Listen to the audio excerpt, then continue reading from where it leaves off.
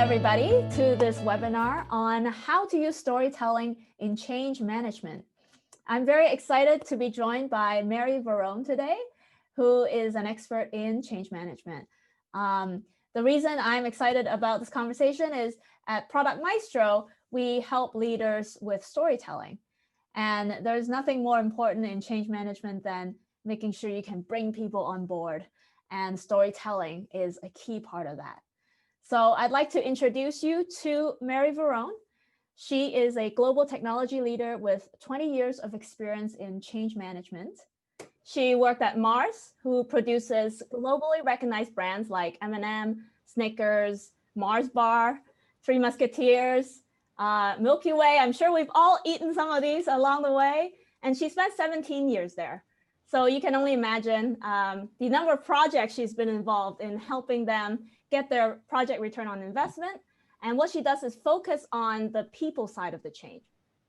Over 93% of the projects that use change management techniques will meet or beat their objectives.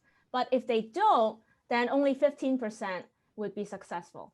So the change management process she's about to share with us is extremely important for the success of any project, especially around change management. And so I'm very, very pleased to have her join us today and share her process and her experience. Throughout her career, she's managed many business initiatives, including the launch of Dove Fruit. She has seen the need for organizations to realize the benefits of focusing on the people side of the change. So welcome, Mary. Thank you for joining us today. Thank you. Thanks for having me, Connie. Yes, excellent. So tell us a little bit more about your journey at Mars. What were some of the projects that were notable that you really maybe has interesting stories about the people side of change? Sure. I worked at Mars, as Connie mentioned, for 18 years, and I was project manager, change manager for most of my career. Probably the biggest change that I remember that I kind of goofed up on. I was launching a CRM project for the Salesforce. I was in sales at the time, and I had a lot of stakeholders, right? Sales team was one of the biggest user groups. There was a side stakeholder group though, HR.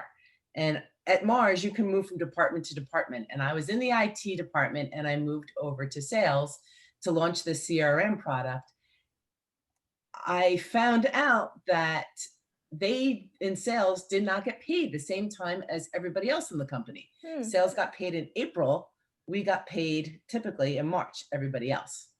I found out that with my CRM implementation, we can give the numbers to the HR department earlier, and then everybody could get paid at the same time. And when I went through the whole project, I didn't really have HR like in the meetings because they weren't involved in the implementation. I would just follow up with them and say, are we still on track to have the sales bonus moved up? And you can probably see where this is going. We launched in December and the bonuses came in April, not March. And I was very sad. I followed up with HR. In the meantime, we had a reorganization. I was moved to a different department outside of sales. And I continued to follow up with the HR group. And what I found out was that I thought it would be easier for them to just do everybody's paychecks all at one time. I thought it would be an easier process. And as processes go, it actually wasn't. They ran the same process that they had run the year before.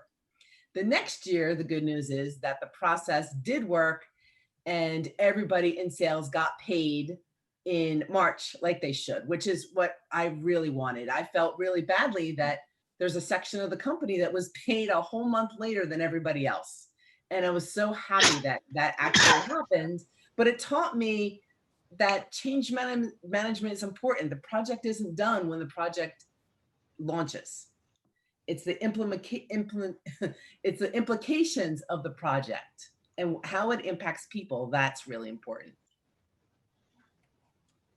That's a great story. What was the change team that worked with you on this change? There was no change team.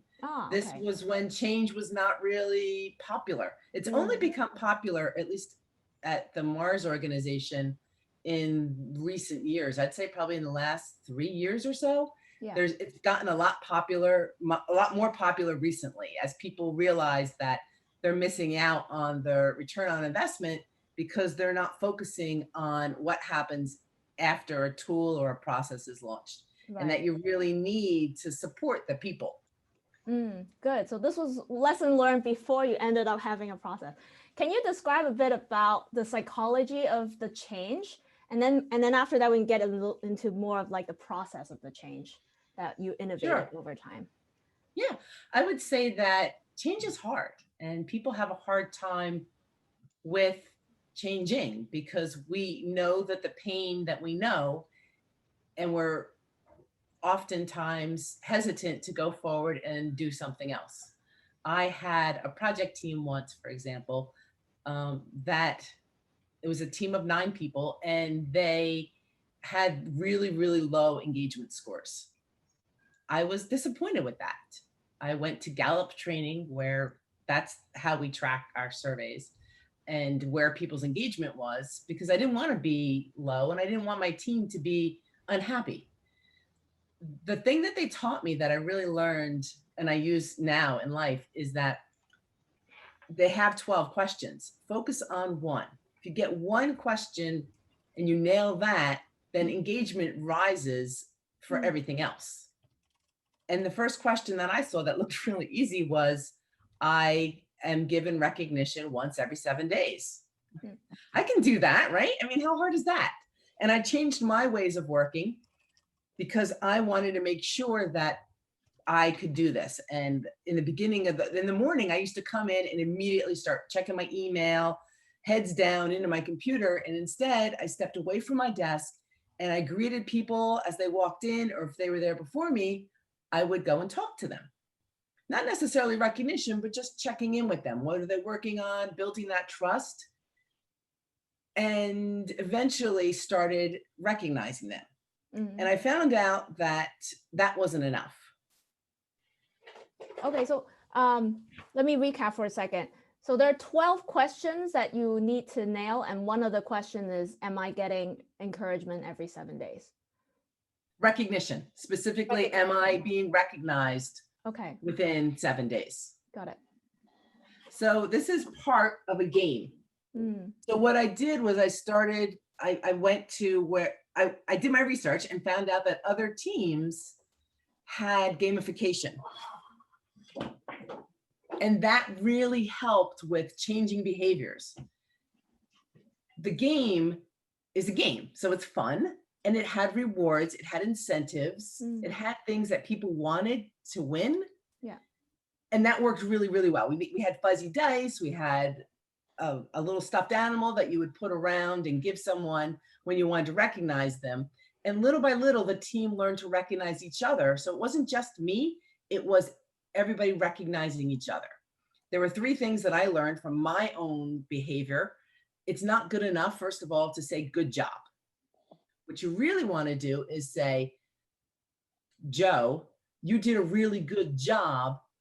And what I really love about it is that you helped me by building this great database show the gaps that we have in pricing actions. Yeah. Show the impact, right? That makes sense now, but I didn't know that then. The second thing I learned was to understand what other people are proud of and recognize them for that. For example, Jill's building a brand new report. It took her days and hours of just constant focusing on just that. She was so proud of it. I got the report. I'm like, hey, this looks cool. And that was, I had no idea how much effort went into that.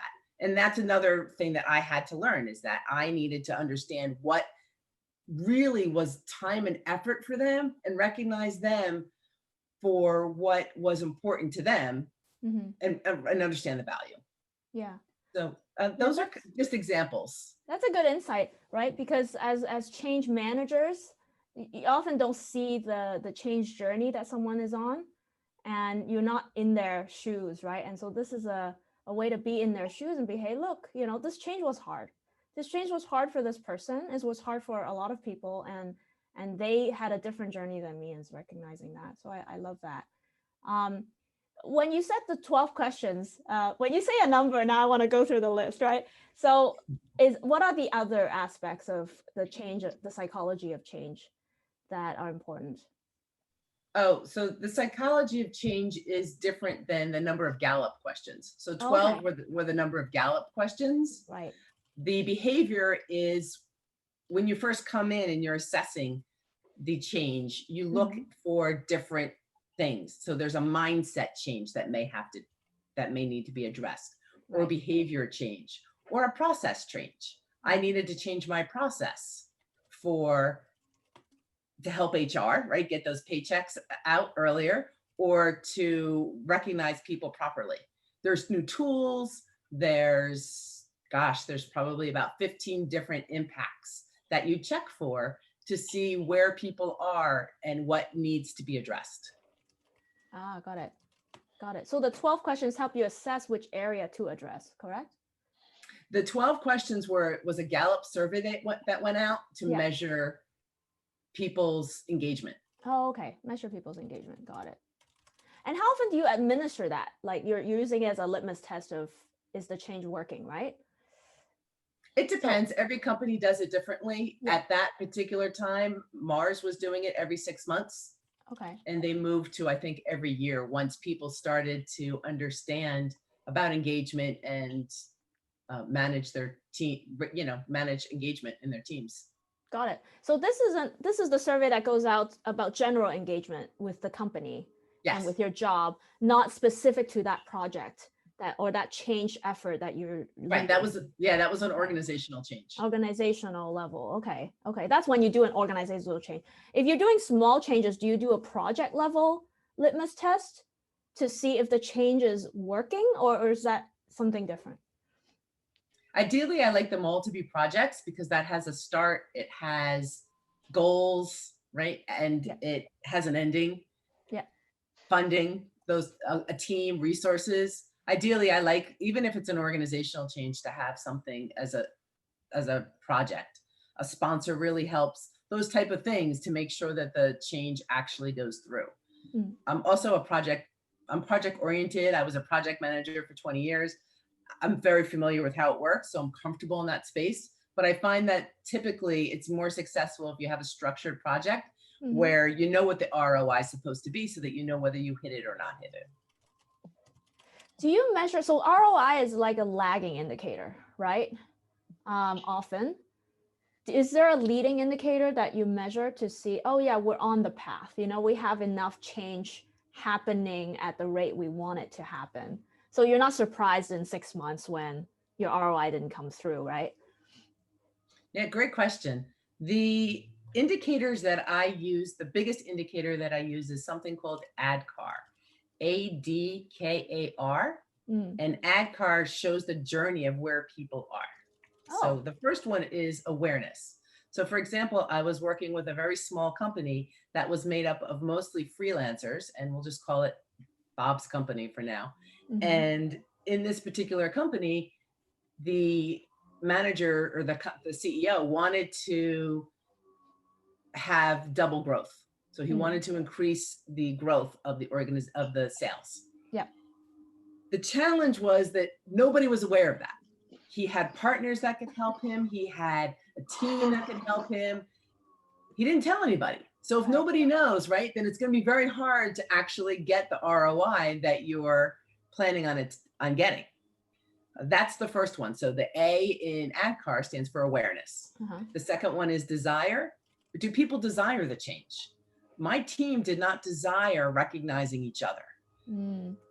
I'm assuming HR didn't desire the process change for the sales bonus. There are things that have to change, and people changing their processes can be difficult. Incentives, rewards and recognition, having a sponsor. People trust their sponsors, their high executives, people trust their managers. If people are using their managers and their sponsors to incentivize using carrots or sticks, or if they're showing the benefit of changing, then that helps a lot. And that's desire. That's kind of like, dieting. You may be aware that you want to diet and you may desire dieting, but you may not know how. So that's the next one. So I talked about A is awareness, D is desire. The next one's knowledge. K. Knowledge, yeah. How do you do it? That's often where training comes in.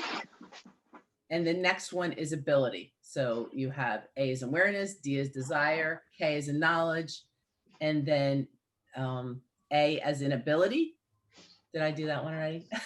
Yeah. Knowledge and ability. Yeah. So Knowledge, that's ability. training. We're teaching people how to use a new tool, how to recognize each other.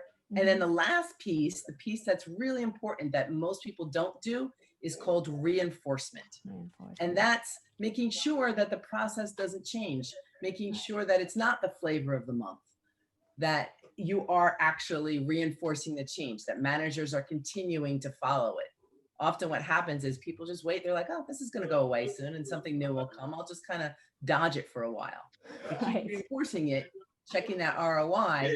Yeah, you got to be able to talk about this soap opera. Charles, would you go on mute? Here we go. Thank you. There we go. Yeah, so the reinforcement ties back to what you said earlier about recognition. And recognition is one way to build that reinforcement. Things sticking around, not, flavor of the month, as you said, which happens a lot in large orgs. What are some other ways to demonstrate this reinforcement? Rewards help. Recognition helps. There are dashboards that people can use to track how different groups are doing, because not everybody may be at the same point in the change. Yes. Helping the people who are stuck, checking in. Why is your group not getting the change while others are? Right. Things like that. Right. That's great. And so what do you see, where do you see projects usually fail? I feel like projects are usually really good at the knowledge ability, right? And some are good at the awareness, right? They're like, oh, we got to tell people, and then we got to train people. And then they end there, right? So the desire, I feel like, in reinforcement tends to fall short. And is that that's my instinct, is that right? You're spot on, Connie. Often people will say, they'll send out a communication, but it won't have the benefit in it. And that's important. People want to know, what am I going to get out of this? What's in it for me? Right.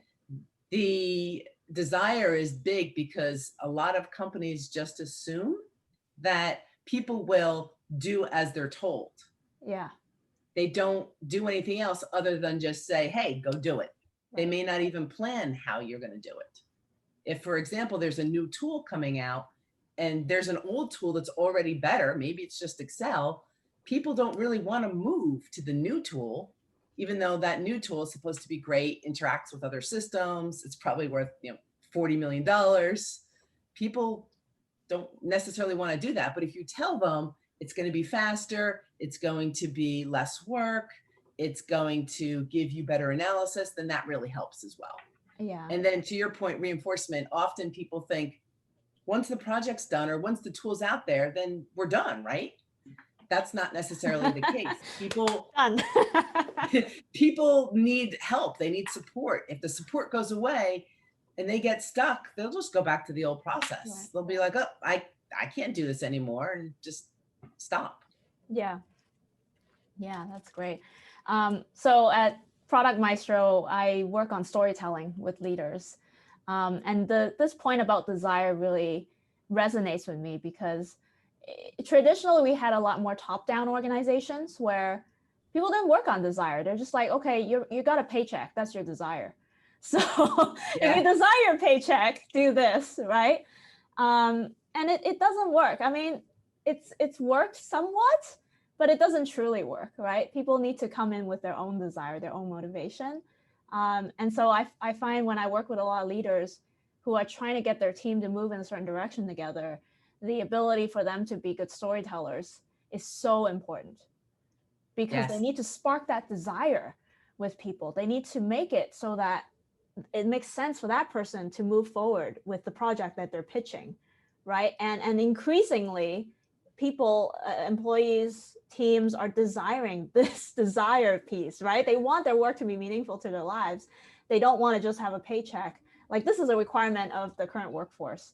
So it's a very interesting kind of tie in with what you're describing here. And change management is happening literally all the time. Like, the pace of change has been measured to have increased. I mean, we all felt it this year in particular, right? Yes. So yeah, I think at the intersection of those two are really interesting to think about. How long would you typically say you need to do that reinforcement? Like, help, because you're saying, oh, if you kind of send it out there and then disappear, people are going to revert back, right? So how long do you need to kind of push this wagon along before you can be like, oh, you know, we're good here, the wagon's moving on its own? Is there a time frame? Is there kind of measurements you do to know when you can just let it go on its own? How do you think about that? I'll answer the second question first. Yeah. Yes, if you have measurements, it makes it a lot easier. If you have an adoption rate of 90, 95, 100%, that makes it very easy. The first question was, oh gosh, now I forgot what it was. Time frame. Do you, Time frame, are yes. you like when you walk into a project, you're like, they tell you, I need to make this change. And you're like, okay, I can help you. It'll take 3 months, right? Like, is there a time that it's kind of minimum? I know it varies, right? But like, given your experience, what is that time that people should expect? It depends, Connie. Mm. The interesting thing is when you first come in and you do an assessment on an organization, if an organization is change agile, if people are trusting of their management and they desire the change, then it'll move very quickly and you won't need that much reinforcement. Oh, so okay. Those kind of companies are fast and nimble. You probably can guess who they are because Zoom is probably one of them. Amazon might be one. What's Google quick? is one, right? They move fast. Apple's another one. How do you define quick? Is that like a month? I'm sorry? How do you define quick? Is that like a month? It could be days. Wow. Because if you do it right and you do it with the right change management techniques, you have the right sponsorship, you have managers on board, people desire it. Yeah.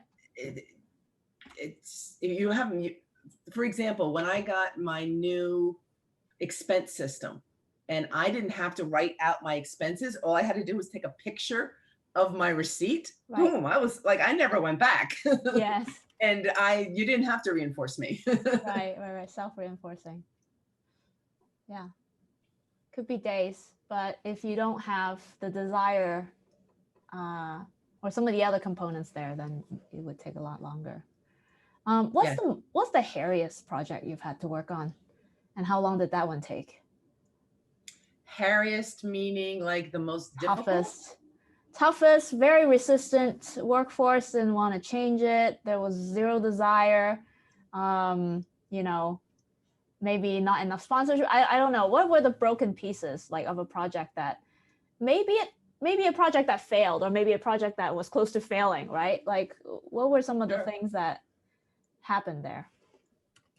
One of the things that I did was I brought the SNOP process, which stands for Sales and Operations Planning. Mm-hmm. It's a popular process in manufacturing. It works great on the business side because it's basically measuring sales, which the salespeople bring in, and what the manufacturers can manufacture. And reconciling the two, because often salespeople can sell more than what the company can actually make.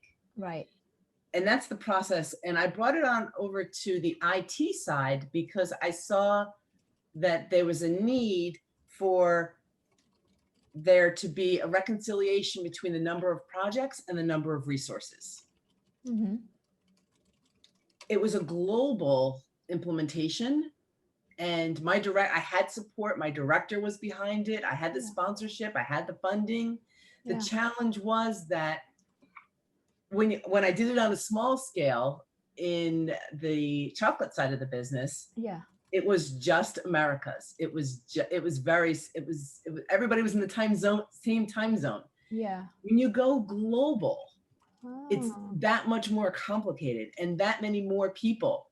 And then the other thing I realized was that it's about people, and people are harder to loan out, so to say, right? So if you only have a certain number of people, but you have lots of projects, and you have to put a person on a project, people are a lot more hesitant to do that quickly compared to a manufacturing line. If Twix needs the manufacturing line and M&M needs the manufacturing line, they can usually come to an agreement. Yeah. It's harder with people because your person could get, I don't want to say damaged is the word, but their reputation could suffer. Right. Which has a lot of impacts. And also as a manager, you want to make sure that your resources there when you need them. Right. And you may not think that's a good project. So that was kind of the struggle that I had. It did fail. What I did was I knew it was a problem. I suggested that we have a design thinking session in Brazil and brought all the key players in and had them all figure out we all knew what the problem was. We couldn't make decisions. And they came up with a design. My management team took that design away, came back, and then we implemented a process that actually worked. But yeah, it fails more often than it succeeds, I think. Yeah. Very interesting. What other insights from the global aspect was challenging? Like, was there a translation issue? Like the desire is different, I imagine. Like, what are some of the other pitfalls that if you were to do it over again, you would pay attention to? One of the things that surprised me was that when I did car analysis in Asia, the people there put everything as green right away.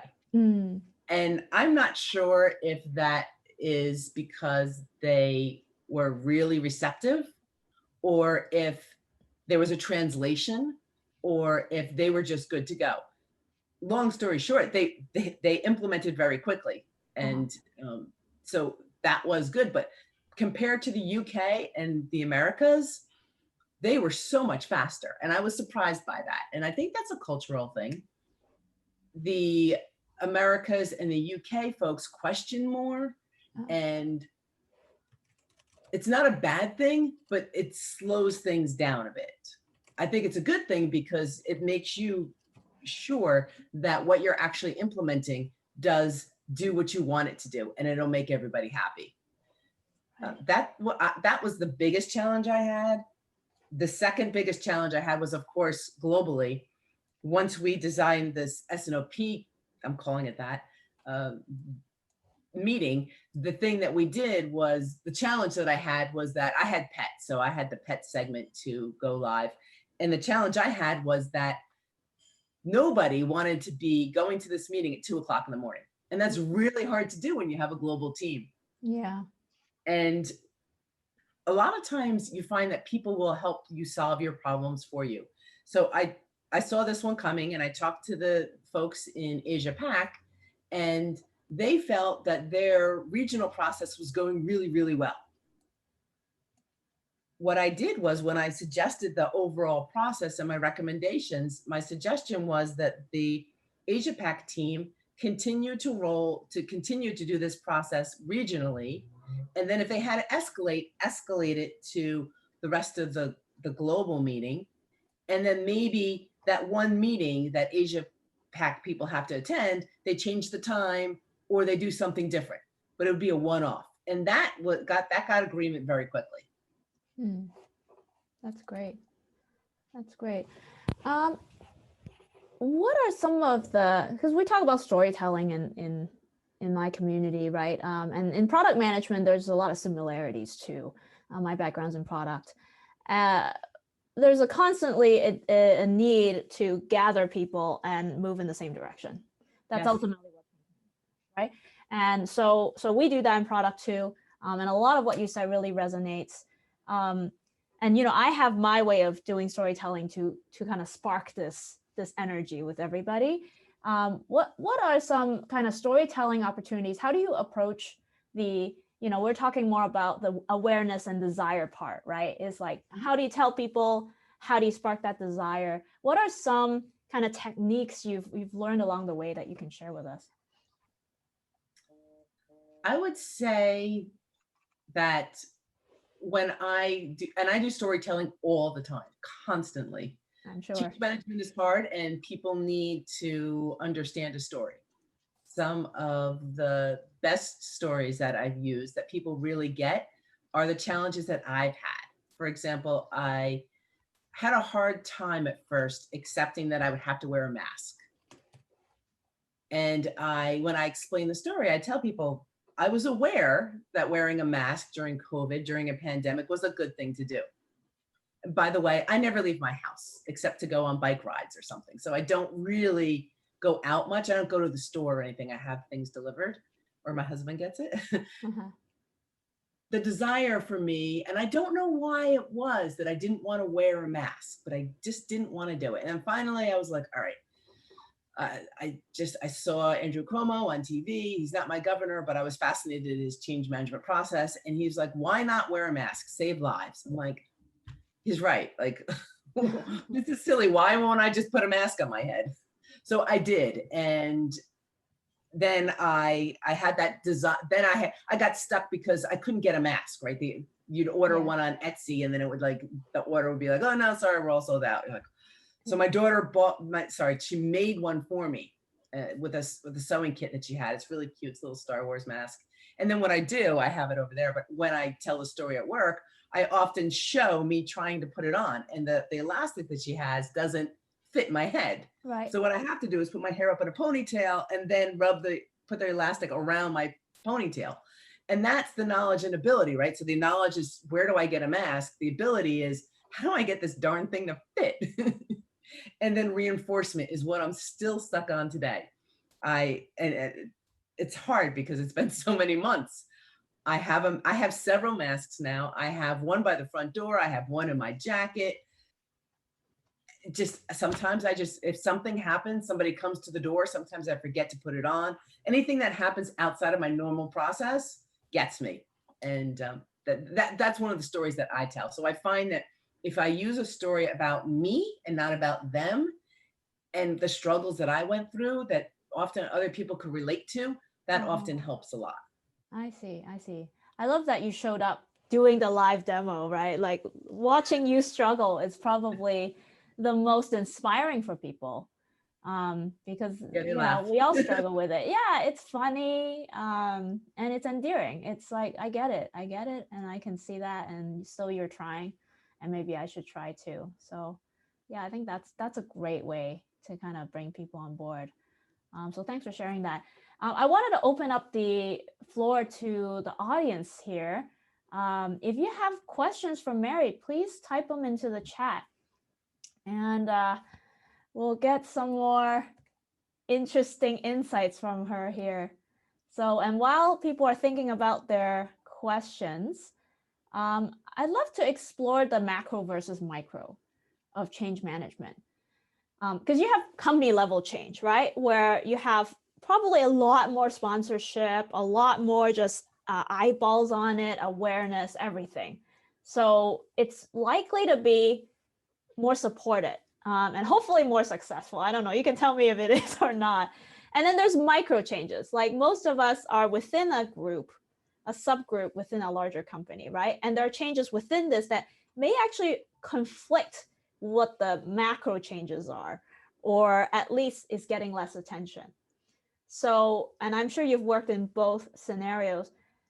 How do you, first, what are some insights about kind of how they're different? And then how do you, if you're in the micro situation, how do you make sure your small change effort, which is never a small change effort, but your more contained change effort is going to be successful?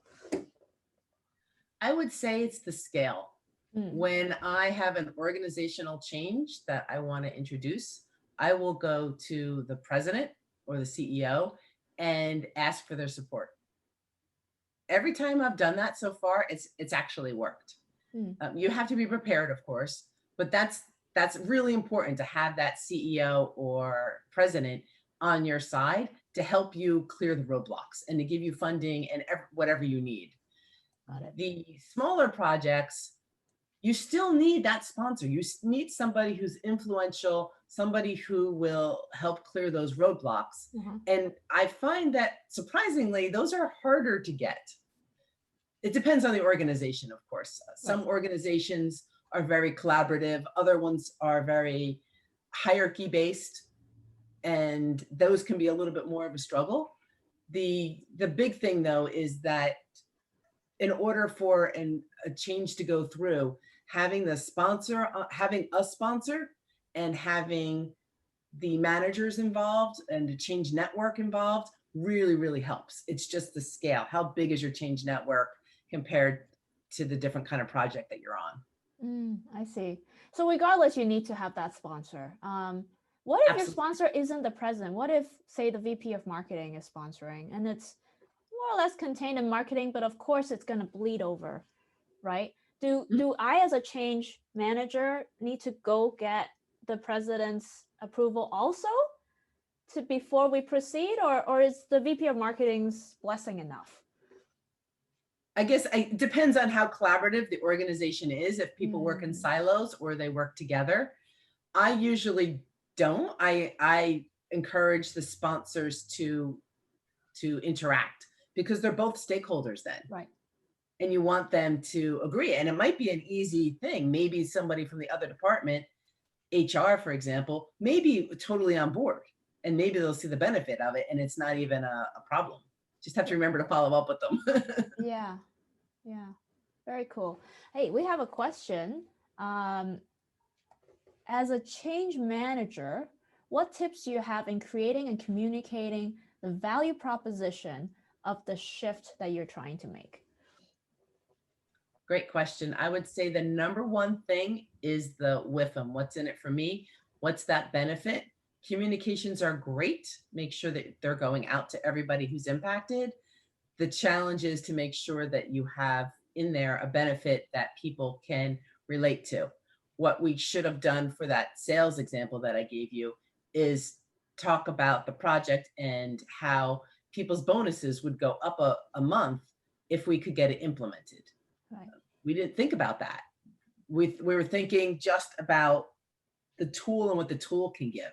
Right. And it's better to kind of step back and say, what is it that the people are really going to benefit from? Yeah, that's a great point. And I do this with my storytelling class students, actually, is take the story. There's like all these different aspects of the story.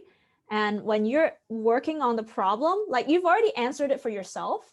So you're fine. You're like, I'm totally desiring this change.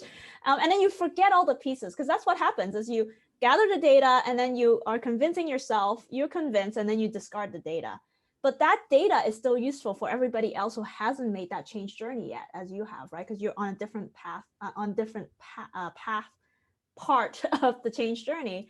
And so like I work with the students to, okay, gather all those pieces. Here's a template.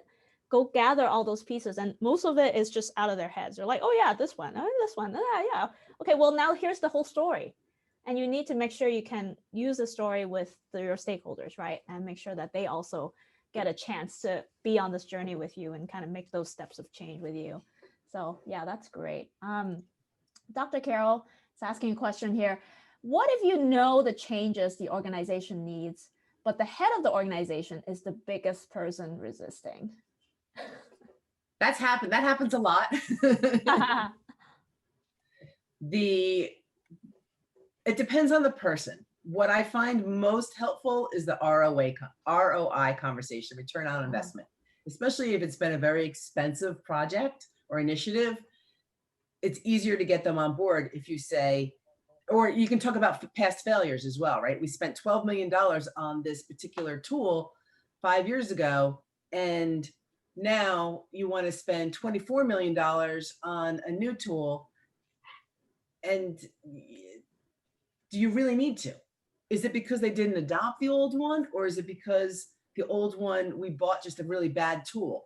Usually what happens is the tool was okay, and they either didn't check in with the people, or they didn't do that reinforcement piece at the end. And instead of going back and fixing that problem, it's easier to just go and buy a new system. And what I would say is that if that happened in the past, I would bring that back and say, do we want that to happen again this time? Here's what we need. That usually works. It depends on the person. I worked with a really small, I'm a consultant, and I worked with a really small company, and the CEO was very resistant to that awareness piece. And he was happy to talk to partners about things, about building his company, but he was hesitant to talk to his own people. And it was because he really didn't have a plan on how to do that. And that's harder because I had to figure out what the problem was, because he would just say no. You have to ask a lot of questions, you know, the 5 whys, that kind of a thing, to figure out what's going on in someone's head. Yeah. That is a tough one. Seems like if that happens, then 100% of your effort ought to be getting this person over the line, right? Oh yeah, Because you absolutely. can't move forward otherwise. So that's cool. Since we're working, so Ian is asking, since we're working remotely and will for a while, how do you stay in touch without being a micromanager? Great question, Ian. I have found that Zoom, or I should say working remotely, still works. I feel like sometimes there's fatigue by being on camera all the time. I often don't stay on camera. I will use other avenues. I'll use my phone, I'll text, I'll chat.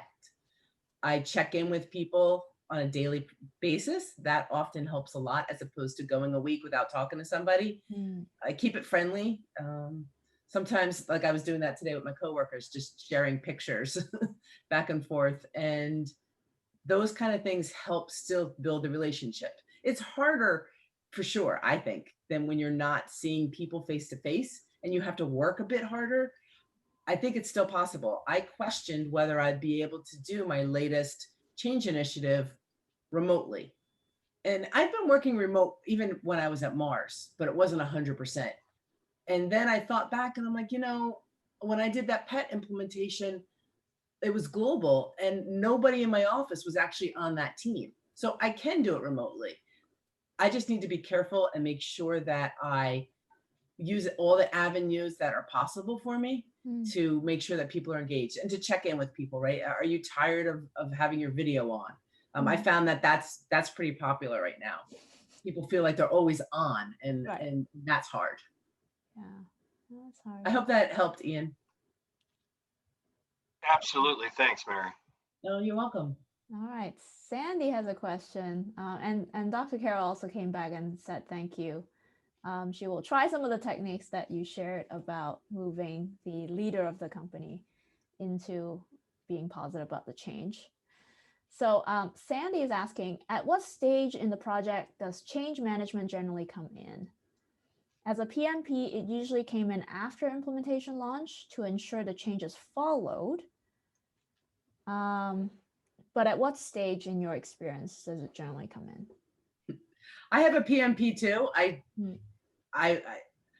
would go back to, it's the same as a project, and it shouldn't be at the end. It should be in the very beginning. When we build that charter, it should have in there, what's the adoption rate?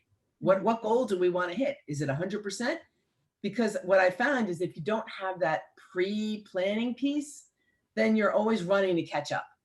And change is the same as a lot of the other initiatives. You have to plan it in advance. You have to do that assessment. You have to have it as part of the charter.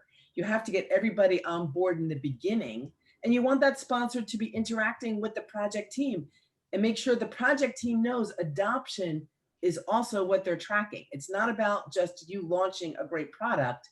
It's making sure that people use it.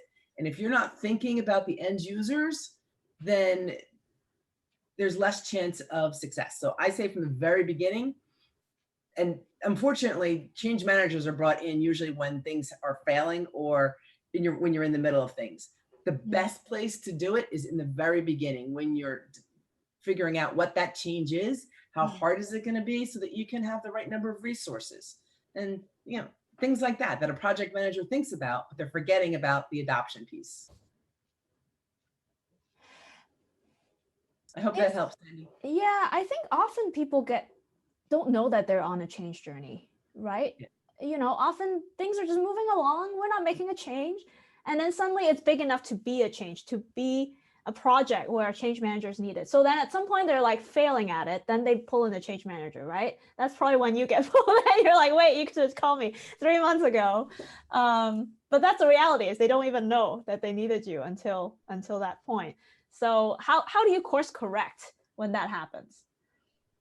I do as much as I can. I still do the assessment. I figure out where people are. Often they're stuck in awareness or desire when I first come on. And then I look to see what the barriers are. Are we asking people to do something that they really don't want to do? Okay. Are we asking people to do something that they have no idea even exists? And then I work with teams to change that. Yeah. Do we need to have better communications? A lot of times I come in, people don't know what the benefit is.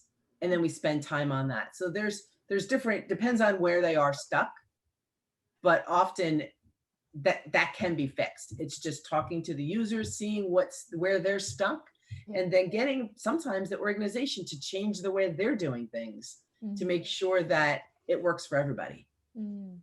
That's great. Have you ever used the kind of keystone story or the trigger story to move? Because often, especially on a larger change effort, right? People need an event to point to say, oh, this is why we're making the shift, right? Like we have a virus now. That's why everybody has to wear a mask, right? Like there is a kind of a story behind, because why else would you change your behavior, right? So sometimes that story comes readily because there is a thing, but sometimes it's a complex issue, right? There are multiple reasons that's causing us to make this shift, and it's too complicated, or it may be impossible, right? Some of these are hunches, some of those are data, some of the there's just a lot going on. How often do you have to use this kind of keystone? I don't know what you call it, but I call it like the keystone story, right? This technique of kind of helping build that narrative so people can be like, okay, this thing, that's why we're doing it. That's really a helpful thing. Often in businesses, it's about the market, what's going on in the marketplace, what are the trends? Do we need to get better at something? Is Hershey doing really well, or did Hershey miss Halloween during their ERP implementation and we just need to be careful in our implementation? There are things that are going on that are changing. Often what I go to is what are they from a perspective of ROI, or what are they trying to do from a financial perspective? Because often it ties back to finances. And that's often a trigger. We didn't do well this quarter, or we're doing great, but in this one customer, Walmart, for example, or Amazon, we're not doing well, we're losing share. What do we need to do? And those things often help. The awareness is key though. People need to know what's going on, where are we failing? Maybe we're shipping things too early, or maybe we're shipping things too late. For Twix PB, you can't sell in Hawaii because it takes too long to get there, because we make it in South America. So it's really some of those things you just kind of have to understand to really pull it all together and make sure that people can relate to it. People may not understand customs, but if you tell them that you're sending a recipe down there and it's sitting there for 24 days, they get that. They're like, oh, that's going to go bad in that hot sun. And that's the pieces that you have to do, right? And when you're telling a story. Yeah. Help them relate to it. That's a very good point. And Sandy also has a good point here. She's asking, what if you can't tell the team why the change is necessary because of confidentiality? I had a project like that. I was on a retirement project, and I had to give presentations on it, and I couldn't say anything. And I would joke about things like, if I tell you, I'm going to have to kill you type of things. And it was hard. It's very hard, but there's always a way to help people usually. So for this retirement, I couldn't tell them anything about what was going on and what we were planning, but I could talk about the problem. And the problem was that we were spending so much money on retirement plans because in the current rules, the factory workers could work overtime and get a higher retirement package. And what they would do, the rumor was that they would schedule it so that whoever was retiring could get the most overtime, and they would give their shifts to this person. And this person who might be making $50,000 a year would end their last year making $100,000, and their retirement is inflated compared to me, who's making, I don't know, maybe $70,000 a year. And then when I retire, I'm still going to be making only 70,000 because I don't have that way of going, that process that they had. So if you talk about things not being fair, then that often resonates with people. But it is tricky. It is tricky.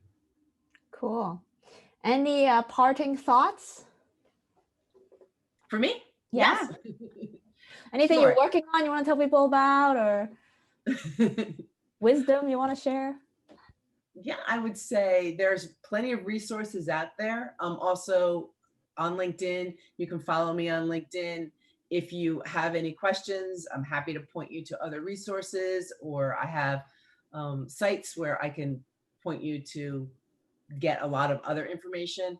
I'm always free, so you can ping me on LinkedIn. I work for a consulting company, and we are often looking into how we can help other people with their problems, because a lot of times people have, it's not just change management, it might also be like a project management problem where the project managers are going agile, but they haven't learned how to do agile yet. Those kind of things to just help people. Yeah, And, fantastic. no, thank you for having me. I like to tell people about change management because a lot of people don't know about it yet. Yeah, for sure. Well, thank you so much for sharing your insights with us today.